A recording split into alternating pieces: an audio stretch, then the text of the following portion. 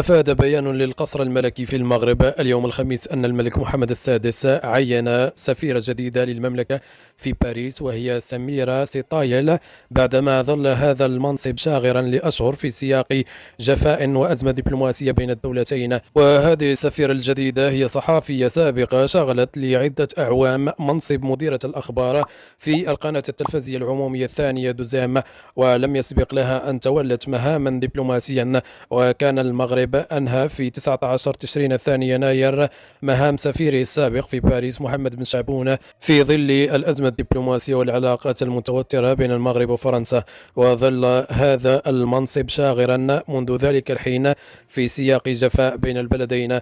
فقد تزامن ذلك القرار مع إقرار البرلمان الأوروبي في اليوم ذاته توصية تنتقد أوضاع حرية التعبير في المغرب، وهي الخطوة التي أثارت إدانة قوية في الرباط واتهمت باريس بالوقوف وراءها.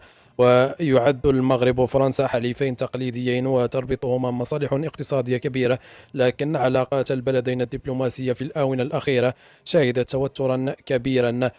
فسر هذا التوتر خصوصا بسعي الرئيس الفرنسي مانويل ماكرون إلى التقرب من الجزائر التي تقطع علاقاتها الدبلوماسية مع الرباط منذ عام 2021 على خلفية النزاع حول الصحراء المغربية. وينضاف إلى ذلك ضغط الرباط على باريس لكي تتخذ موقفا أكثر وضوحا وتأييدا لمغربية الصحراء في هذا النزاع المفتعل، خصوصا بعد اعتراف الولايات المتحدة الأمريكية في 2020 وإسرائيل مؤخرا بسيادة المغرب على الإقليم المتنازع عليها مع جبهة البوليساريو.